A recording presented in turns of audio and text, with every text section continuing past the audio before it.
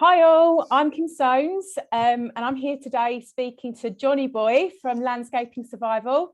Hi Johnyboy, how are you? Very well, Kim, and yourself? Yeah, good, thank you. Good, thank you. Whereabouts are you talking to us from today? Well, as per usual, like a lot of landscapers, sometimes the show goes on. So we are in a customer's garden at the moment, and we're at that finishing part now where we're finishing a project off. So here we are. It's real. Fantastic. It's always good to get to the last bit and finish off, isn't it? Great feeling. Yeah. Good feeling. I'm coming to you from my office today. So we did have Daniel's actually gone outside with his laptop because I think I'm going to be interrupting him while I'm talking to you. So he's gone to work outside for a bit. But so Johnyboy, I wanted to ask you this question. It's something I've been meaning to ask you for ages. How did you get into landscaping? Well, very briefly, I've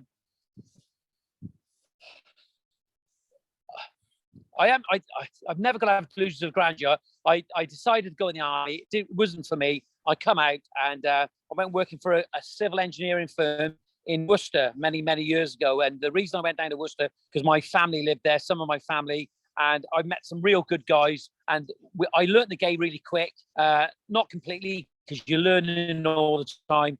And then I met on a day in Butlins of all places in Minehead. When I went on holiday, and it took me to Essex. So I moved to Essex. I remember turning up. It was back in the 80s. Things are really hard, and I remember always waiting at the site office where the showroom was, and I used to wait for these guys. Literally, they turn up in the morning, these ground workers, and they'd look at me and they said, "There's no jobs today." And I used to wait until I had another, and that's how it started. So eventually, they gave me a job. Brilliant. And so it kind of started way back when for you. So how did you kind of progress to own your own landscaping business and getting your own clients on board? How did that happen for you? Well, like I said, it's through sheer persistence. I waited, and eventually I remember the guy, his name was Jez O'Brien. He looked at me one morning, he said, "Come on." And it was about 6 weeks later. Every morning for 6 weeks, I waited outside the site office. So I think the girls in the showroom felt sorry for me. I was a young 21-year-old, 20-year-old, I think I was. And I used to wait. And he said, "Come on." He said, "Come on." So he took me on. And eventually, when he took me on, I actually knew more than the guys that I was working with, because the guys that I previously worked with, they were coaches. I don't know what it was. It was just the company that I worked with. They had this real sort of approach to coaching people and bringing people on. And they would always help people and support people. So I sort of learned a lot very quickly. I wasn't an expert at that thing by far, but what was quickly established when I worked for this company in Essex was the fact that I learned quick. And then no sooner than I realized I was sort of 18 months down the line, I'm running a gang there, and then people would be moving in from northeast London, and they'd be selling their truck down in London for like a ridiculous amount, and then buying a detached house and then having disposable income, and they had money to spend in the garden, of course. And that's how I started the work that I did. That's really interesting. So do you think I've got two questions for you. I'm just trying to decide which one to ask you first. Over the years then, because you've obviously been in the game a long time, do you think sales and marketing and how you get your message out there and how you bring new customers on board has changed over the years? And what do businesses have to do to kind of stay up to date with, how they do these things? Well, let's face it, Kim, like what you've got to remember is that, I was brought up in a period where when we connected to the internet, even at the age of 30, we used to have to do a dial tone and wait for ages before we could connect to the internet. And what the internet gave us was accessibility to information and knowledge that was beyond our wildest dreams. But so we're at a stage that in those days where it was definitely word by mouth. There's no ifs or buts about it. If you did a good job, that's what counted. But the thing you see, what I get asked regular is that somebody asked me the other day, they said, "John, how do I sort of put myself in front of those customers in difficult times where those customers have disposable income and they're the ones that are going to take you through those rough periods. And I simply said, the devil's in the detail. The devil's in the detail. And you can say to me, well, what do you mean by that? And I'll tell you what I mean by that. From the moment we wake up to we climb out of bed, we put our feet on the floor, everything we do from that point onwards, we've got to do well. When we get up and we have a wash and we make our bed, because no matter what happens in the rest of the day, when we return back at the end of the day, our bed's made. Have a bad day, we return back knowing that our bed is made. You're just breaking up a little bit then, but I think we heard that last bit. Yes, okay. Sorry. No, that's okay. So you're just saying the devil is in the detail. It's about the small details. Everything we do. So like I said, when we get up, when we write our quotes, the work that we do, how we do our mixes, how we put that post in, how we choose our plans, everything has to be done well. And obviously through this progression of social media, what we do now is social media has allowed us, it's opened up everything, but it's also opened up a can of worms in some respect. Sometimes we can be too clever with our quotes. I was literally talking to our customer a little while ago and I asked him, I said, what do you look for? What for? Sorry, Johnny, you're just breaking up. Are you still there?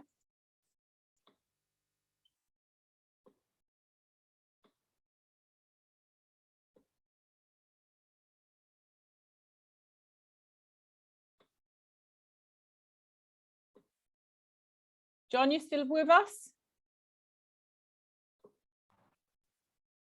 John's back with us. He's got his Wi-Fi back. Listen, I apologise for that. Where have you gone now? There we are. You are. My apologies. So that's what I was saying is that when can you hear me okay? Yes, we can hear you. Look, let me just tell you now, the beauty of this video conference call that we're having now is it's natural, it's honest, it's real, it's not made up. What you're demonstrating now, you're getting the information out there by hook or by crook. Yeah, we've both got busy lives and businesses to run, so we're just jumping on and having a quick chat, aren't we?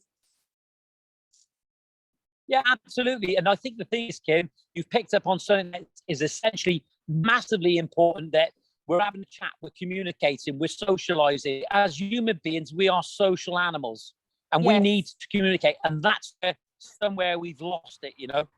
Definitely. So on that subject then, do you think that word of mouth is still as important today as well as marketing on social media?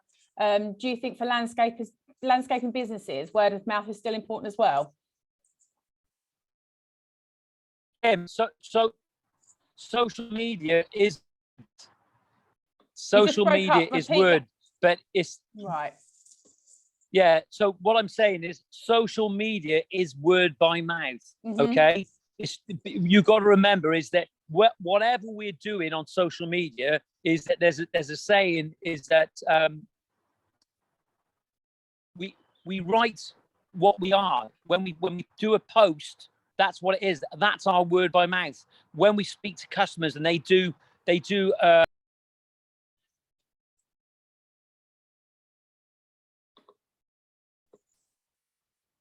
Right, we've got Johnyboy back.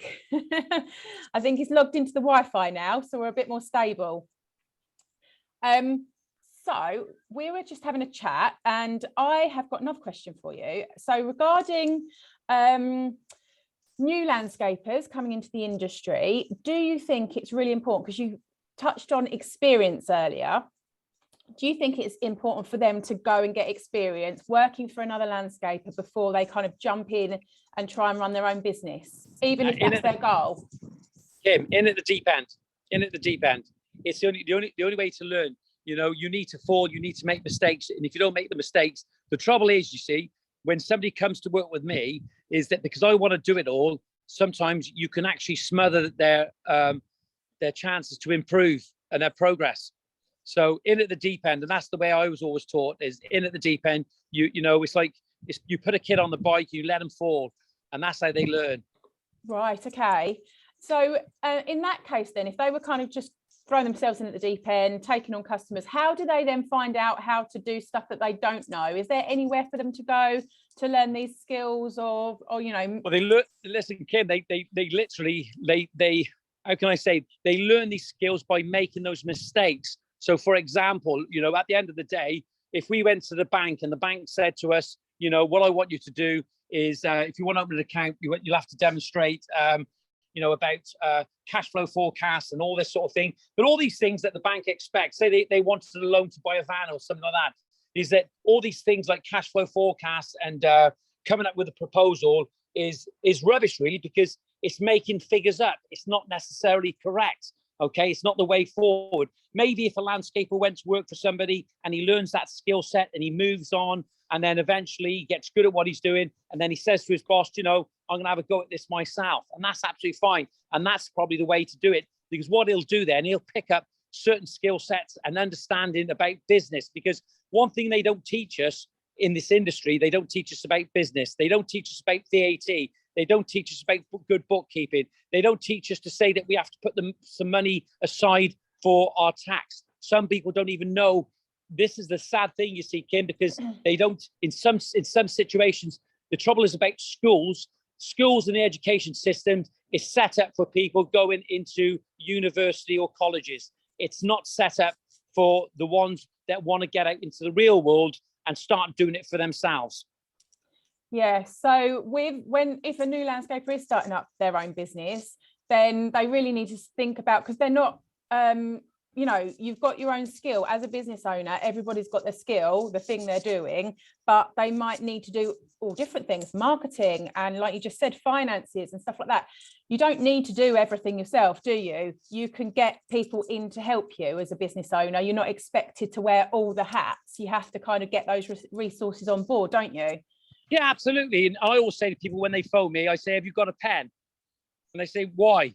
Because you're going to make a list. And that list is a priority list. And that priority list from 1 to 10 will change when you start ticking those things off. So when they phone me, they say, okay, John, I need to learn a skill. Okay, well, you get on a course. You learn that. So I went to college eventually, but I went to college as a 41-year-old. And I did an HND in garden design and plant management. And I didn't realize that I had that ability to learn. We've all got that ability to learn. All of us can do it. You know, it just means that just because if we look at people like Bill Gates and Steve Jobs, a lot of these people were dyslexic. They had that ability to sort of like to create probably the biggest companies, forward-thinking companies in the world, you know, Yeah. And they did. But they would have made mistakes as well, you see, Kim. Yeah, that's how we learn. Yeah, very entrepreneurial. Dyslexics are actually, as I know myself as a dyslexic. Richard Branson. Yeah, exactly. There's tons of examples out there, which I think for kids these days, and I'm really pro getting people, you know, diagnosed as early as possible with dyslexia, because I think that when you then know what you can then look more deeply on what your strengths are and where your strengths lie, and also with those dyslexic weaknesses as well, get a bit of help with them so it's not making you feel so terrible about it. And I've seen children absolutely fly that haven't been doing so well until their diagnosis, and then from the diagnosis, once some of the things have been put in place to help them, literally just fly. And I think that it's the same with adults. I think a diagnosis is key, because then you put it in a box. You're not stupid or anything like that. You just have some difficulties, and that is because of your dyslexia, not any other reason. But you've also, with dyslexia, got huge amounts of strengths, and you just need to focus on those and what you're going to do with those. Yeah, but listen, what we got to remember is that we're all kids, and even when you get older, you're still a kid in comparison to somebody that actually knows the job, that's been doing it a lot longer. We're still kids. We're still infants. We're infants in this business, and until we actually learn and understand what we're actually doing, we're still an infant. We're at a juvenile state in our business all the time, and you'll never ever reach that pinnacle. You will never ever reach that pinnacle. And the thing is, it's okay to have goals, but to reach a goal, where do you go from there? So we're always in that juvenile period where we're always progressing. Okay. Yeah, I agree with you. And I think once you reach those goals, it's then about reassessing rather than letting things kind of go, I don't know, lose motivation, because I see that quite frequently. People hit their goals and then they lose a bit of motivation. It's then about reassessing and deciding on the next goals and then heading for those. Yeah, absolutely. You need to lose your motivation, and you do. You need to lose your motivation, because otherwise, what happens if you're on that pinnacle, you keep on that wave? Believe you me, when you get to that top and it drops on that crest, it's a killer. It's a killer. It's better to have those little blips as you go in than one big blip and you fall apart completely. Yeah, definitely. But it's essential that business owners create those goals in the first place, though, isn't it? Because if you don't have a goal or a target, something you're aiming for, then what are you doing? Where are you going? Why are you making the decisions you're making? Yeah. And I think it sets you on the right path. Would you agree as a landscape? Yeah, absolutely, Kim. I'll tell you now, I'll be totally honest with you. I get totally frustrated when people phone me up and they say to me, they ask me about social media. Why have I done so well in social media? The reason I've done so well is because I make a noise. If you don't make a noise, you won't make a sale. The first thing I say when they speak to me, I say, have you a pen and a piece of paper? And when they say no, I say, give me a ring back when you've got one. And it's as simple as that. You need to be ready, Kim. And it's not being hard. It's dealing with reality, right? We can't, I was talking to a friend recently who's going through a divorce, and he's got 2 kids, and it's a real mess in some respects. And he said to me, John, I said, how you doing? He said, I'm okay. He said, it's hurting. And I said, well, good. I'm glad it's hurting, because the thing is, you need to go through hell. And when you've gone through hell, you need to go through it again. And believe you me, when things start getting better, you value what you've had a lot more. It's like the things in life. To understand what hunger is, how many people that are actually gone hungry? Have you actually gone hungry in your life? No, I don't think a lot of us have we? I have. Have you? Yeah, massively. And I remember as a kid, right? I was one of 15 kids. We'd go off from the age of 3. We'd be in the fields all day working, right? And when we weren't working, my mum would get a stick and whip us and beat us in the fields, okay? And then we'd get burnt in the sun, and we'd have these whale marks from these sticks. So when we went back at night time, the first thing we would do, we would run into the cupboard, out of this van, this pickup truck, looking for some food to actually have, because we were starving all day, going hungry. You to understand the elements, to understand what's it like to go without, you need to go without. To understand what's it like to be cold, you need to freeze. You know what I'm saying? Do you feel that gave you your kind of drive then in your adult life? You don't? No. It didn't shape? I thought that it did, but the trouble is, what it gave me in the initial years, it gave me baggage. You blame everybody. You blame everybody for life. But then you get to a stage and you think, pardon the expression, but the only shit I'm causing is my own shit. You got to take a long, lingering look at yourself, and you got to say, I got to stop blaming everyone. I got to get rid of that chip on my shoulder. Yeah. I think that, I've never been through anything like that, but with the dyslexia, which kind of gave me my hindrance, I suppose, in my early adulthood, because I didn't believe in myself and my abilities. And when I passed my accountancy exams, or it was a big thing for me to go to college and study and take my exams, and I surprised myself every time I passed. I just had a lack of confidence, and it took until probably in my early 30s and then the diagnosis to really kind of understand myself and grow with confidence. Let's face it, kid. Let's face it, right? Your parents, right? How much did they actually know about dyslexia then? Yeah. Exactly. No one did. So that's the deal that we've had. And what we deal with our deal. We deal with our cards that are given to us. We don't complain. We don't whinge. We don't whine. What we do, we just get up on and get at it. Definitely. Yeah. And I think that if you love what you do, then you kind of thrive on it and you want to do it. And you want to, a lot of business owners love running a business. And yeah, if anything's, is that how you feel as well? Yeah, Kim, let's face it. Like, you know, if anything's worth doing, it's worth doing well. We need to do it well. You know, when we how we speak to our customers, how we deliver a quote, how we use our social media, right? We've got to do it with intent, okay? Yeah. We've got to be seeing ourselves as apex predators, and we've got to be ruthless and brutal in what we do, okay? But brutal in the respect that we've got to be actually on it. We haven't got to take any prisoners. We don't let people suffer because of for the expense of our progress, but we've got to be brutal at what we're doing. We've got to execute everything we do to the finest detail. Totally.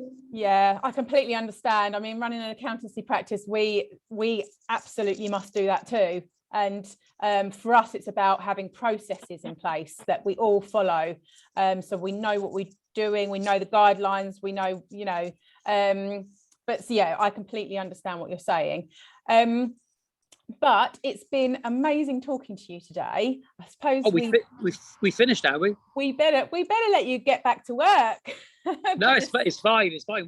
We're just we're shutting down on this job now. We're nearly there. This client has been absolutely wonderful, and this is the thing. I think that you know, when you're in business, the one thing that I used to run around for years. You know, I remember going around on a Saturday, and I went out. I get dressed up. I look smart, and I take my brag pad. My brag pad was my photo album, and then we take our letters of references, and I drive around all day seeing people, and I go in and price 12 jobs, get those quotes done, get them out on a Saturday night. Sunday morning, then I was left a little bit free, but then more jobs would come in. You're not going to get all those jobs, you know. So it's good to be in business to pick and choose a little bit of who you're dealing with, because you get a lot of tire kickers, you see, Kim. Do you think that if you are getting all those jobs, then you could be pricing at the wrong point as well? Yeah, massively. What we do, Kim, we fall into this arena of this auction room, and we, you know, and we sort of like scale ourselves on everyone else, and we're not everyone else. We are our own people. When a customer says to us, the man down the road can do it £10 a square meter cheaper, you say, okay, I'm not that man down the road. I have different overheads. I have a different approach. My work is different. Yeah, you've got a different skill set. Yeah, and that's the thing. This is what a lot of contractors do. They fall into that arena of an auction house, and it's not an auction house. You know, we've got to value ourselves, what we're doing, and our clients have got to value ourselves. But we need to get them to understand that, to preempt that, to get them to see that in your passion, what you're delivering. You know, It's not about we're not going to be cheap. But what we're going to do, we're going to deliver a realistic valued quote for a value job. Yeah, absolutely. Absolutely. I've just noticed how blue the sky is where you are today.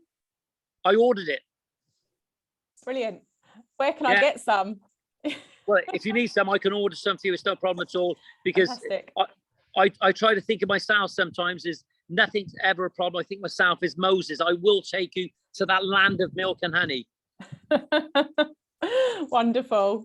Well, we've taken up enough of your time, so I'm going to let you go. Thank you so much for speaking to me today, and we'll have a chat with you again soon. Absolutely. It's been great talking to you, and I'd like to wish you all the success in your business. And I think what you're doing is admirable, and you're going to be you're taking full advantage of what's out there. You're on it, Kim, and it's really admirable. Well done. Thank you. Thank you. All right, then. We'll take care, and we'll speak to you again soon. Bye, Kim. Bye.